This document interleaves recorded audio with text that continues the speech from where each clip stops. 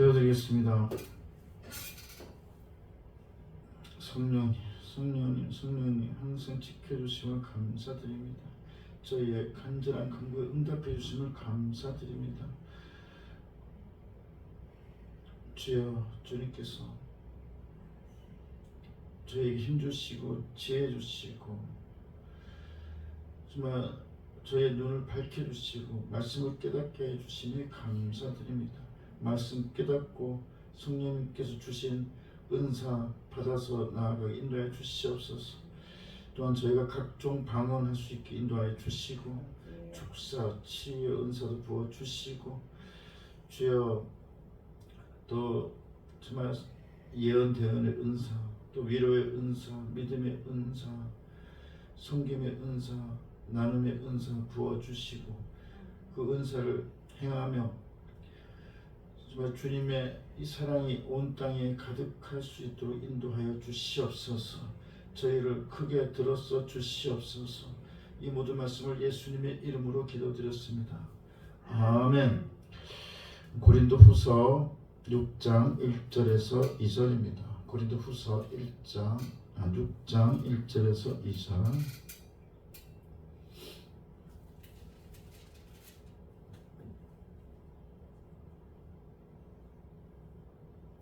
같이 읽겠습니다.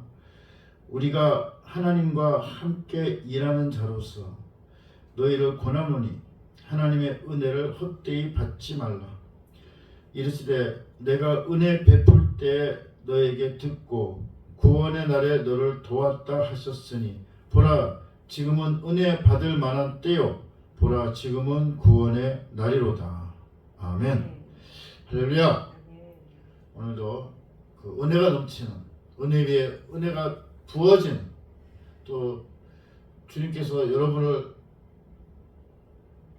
사랑하시고 그동안 여러분에게 은혜를 베푸셨음을 깨닫고 감사하는 하루가 되시기를 예수님의 이름으로 축복합니다. 아멘. 오늘은 보라 지금은 은혜 받을 만한 때요 라는 말씀으로 은혜를 나누고자 합니다. 우리는 하나님과 함께 일하는 자입니다. 사도 바울도 우리가 하나님과 함께 일하는 자라고 표현하였습니다. 바울은 항상 하나님의 동력자라는 의식을 가지고 있었습니다. 하나님의 동력자. 그러니까 이 동력자 의식, 하나님의 동력자 의식을 가지고 있었습니다.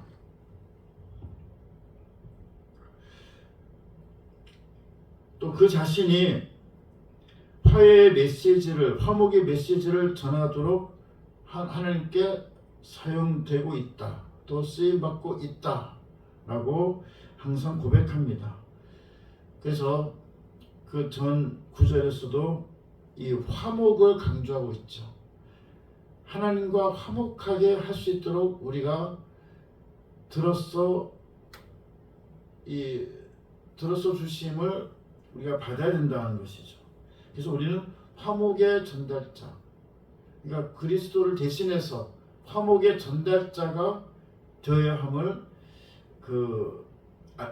알려주고 있고, 바울 자신도 그리스도를 대신하여 자신이 이 화목의 전달자라는 그 고백을 하고 있습니다. 그러니까 오늘 말처럼 그 하나님의 동력자 의식을 사도 바울이 가졌듯이 여러분도 하나님의 동력자 의식을 가지시기 바랍니다. 동력자 의식. 네. 동력자 의식은 우리는 이제 물론 피조물이지만 하나님께서 이제 하시는 일에 같이 동력해서 하는 거예요. 그래서 오늘 그 함께 일하는 자, 그러니까 하나님과 함께 일하는 자, 이것이 굉장히 영광스럽고 감격된 이 말씀임을 아시기 바랍니다. 그러니까 함께 일하는 자, 동력자예요. 함께 일하는 자 의식을 꼭 갖고 생활하시기 바랍니다. 자부심이 생기는 거예요.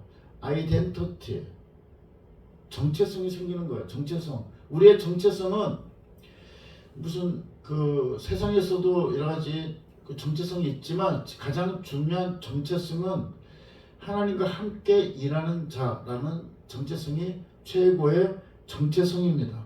이제 우리는 우리의 정체성을 다시 한번 재정립할 필요가 있어요. 재정립해야 돼요. 우리의 정체성. 우리의 정체성이 무엇이냐? 함께 일하는 자입니다. 누구와? 하나님과. 그러니까 정체성, 가장 중요한 정체성이 뭡니까? 했을 때 하나님과 함께 일하는 자입니다. 은혜가 넘치죠. 할렐루야. 그래서 그 다음에 뭐 세상적으로 아주 부차적으로 뭐 좀 후순위로 뭐 어디에서 일합니다. 누구와 일합니다. 그거는 있을 수 있지만 제일 최고의 제일 가치 있는 정체성, 그것은 바로 하나님과 함께 일하는 자다. 그것이 바로 최고의 정체성임을 아시기 바랍니다. 오늘 6장 1절 말씀 정말 꼭 기억하시고 잊지 마시기 바랍니다. 하나님과 함께 일하는 자. 아멘. 그러니까 우리가 하나님과 함께 일하는 자로서 했어요. 우리가 다 같이 하나님과 함께 일하는 자라는 정체성 가지시기를 바랍니다. 그런데 하나님의 은혜를 헛되이 받지 말라라고 하죠. 하나님의 은혜를 헛되이 받지 말라. 네, 6장 1절에 하나님의 은혜를 헛되이 받지 말라. 은혜를 우리가 받긴 받았는데 헛되이 받지 말라. 이건 뭘까요? 잘 받은 은혜를 아무것도 아닌 가치가 없는 공허한 것으로 만들지 말라는 것입니다. 지금 여러분은 수십만, 수백만 가지의 은혜를 받았음에도 불구하고, 엄청난 은혜를 받았는데도 불구하고 얼마나 잘 잊어버리는지 그냥 다 잊어버렸어요. 그리고 은혜를 그냥 헛된 것으로 만들어버려요. 그냥 은혜 안 받은 것처럼 수천만 가지 은혜를 받았는데 은혜를 안 받은 것처럼 공허한 느낌? 공허한 상태로 만들어 버리시는 것입니다. 정말 다시 한번 우리가 생각해 봅시다. 그리스도께서 모든 사람을 구원하시기 위해서 선택된 모든 사람, 그래서 십자가에서 죽으셨고 그 선택된 모든 사람들이 예수님의 죽음에 참여하고 그리스도를 위하여 사는 새로운 관계를 형성하게 되었고, 또 그 관계 속에서 열심히 주의 일에 힘쓰므로써 성화의 과정을 끝까지 가야 되는 거잖아요. 그래서 우리가 영혼을 성결케 하고 우리의 몸도 성결케 하고 또 사이비 이단 사상도 경계하고 이 육체의 그 어떤 유혹 시험도 다 이기고 성경의 말씀에 위배되는 그런 유혹이 있어요. 교단적으로 유혹도 있어요. 그 말씀을 왜곡하는 그런 유혹들이 있습니다. 동성애를 또 지지하는 유혹들이 있어요. 또 다른 종교를 포용하자는 유혹들도 있어요. WCC, NCCK 하여튼 그런 유혹들에서 다 벗어나서 영과 혼과 육을 다 성결케 나가야 됩니다. 성경의 말씀이 위배되는 것을 허용하는 것을 거부해야 돼요. 그래서 그렇게 우리가 이 성결한 삶을 사는 것 자체가 우리에게 주신 수천만 가지 은혜를 아주 가치 있게 하는 거예요. 우리가 그 성결한 삶을 살면서 성화의 과정을 가면서 당연히 우리는 하나님의 은혜를 경험하고 하나님의 은혜를 알게 되는 거예요. 그래서 우리가 성결하게 사는 삶을 통해 하나님께서 우리에게 주신 은혜가 더욱 값지게 되고 은혜 위에 은혜가 되는 것이고 그 은혜가 쭉 되는 것이고 은혜 받을 만한 이 기간들이 되는 것이죠. 그래서 우리가 믿음 생활 하노라 하면서 어떠한 성결한 삶도 살지 않고 했을 때 우리에게 주셨던 그 은혜가 헛되이 되는 것임을 아시기 바랍니다. 그래서 우리가 받은 은혜를 잘 깨닫고 은혜에 너무 감격하여 감동해서 또 열심히 성결의 삶을 살고 그렇게 하면서 은혜가 정말 값지게 되고 정말 은혜 받을 만한 때를 사는 저와 여러분이 되시길 바랍니다. 오늘 6장 2절에 보시면 이르시되 내가 은혜 베풀 때 너에게 듣고 구원의 날에 너를 도왔다 하셨으니라는 구절이 있었어요. 그것은 이사야 49장 8절을 인용한 것입니다. 이사야 49장 8절은 여호와께서 그의 종 이사야에게 하신 말씀이에요. 이 바벨론에 포로된 이스라엘 백성이 노임을 받고 완전히 회복된다는 사실을 예언하고 있죠. 결국 하나님의 구원이 성취되는 때가 도래했음을 나타내면서 그때의 긴급성을 강조하고 있습니다. 특히 보라 지금은 구원의 날이로다 라고 하면서 구원의 긴급성을 강조하고 있죠. 지금도 여러분들 구원이 굉장히 멀리 있을 것으로 생각되십니까? 재림이? 구원의 날, 이 재림의 날이 멀리 있다고 생각하지 마십시오. 여러분이 살아있을 동안 이것이 올 수도 있습니다. 그 날, 예수님의 날, 예수님의 재림의 날이 여러분이 살아있을 동안 올 수 있어요. 그게 멀지 않았음을 아시기 바랍니다. 자꾸 뭔가 좀 멀겠지 하는 것이 바로 그 사탄의 전략임을 아시기 바랍니다. 결국 하나님의 구원이 성취된 때가 가까이 도래했음을 아시고 그 긴급성을 누리시기 바랍니다. 보라 지금은 구원의 날이로다. 이게 바로 긴급성을 나타내는 거예요. 재림의 날은 생각하지 않은 때에 도적같이 임합니다. 깜짝 놀래요. 노아가 방주를 지었을 때 그 사람들은 믿지도 않았어요. 그렇게 40일 주야를 비가 올 것이라고 믿지는 않았어요. 특히 홍수 때에는 이 땅에 있는 것이 다 한 바퀴 휙 돌듯이 그 땅에 있는 그 물이 또 다 합쳐진 거예요. 난리가 났죠. 그래서 순간적으로 합쳐지고 막 흙이 덮어지고 하니까 화석이 생긴 거예요.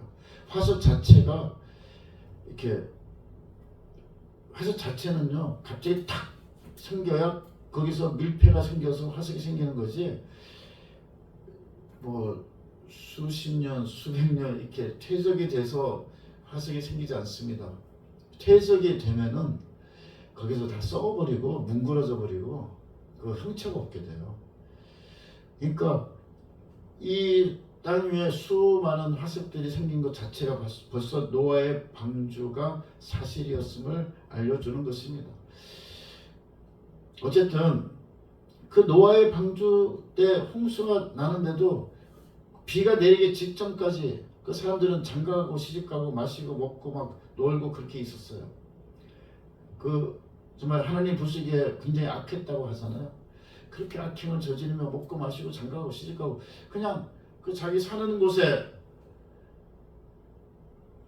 그냥 만족하며 뭐 오겠어? 뭐 비가 그렇게 내리겠어? 그렇게 생각하고 살았던 것입니다. 그러다가 어느 날 갑자기 방주의 문은 닫힌 것이죠. 지금도 마찬가지예요. 예수님이 우리에게 그 긴급성을 알려주고 계시잖아요. 노아의 때도 그랬다. 그러니까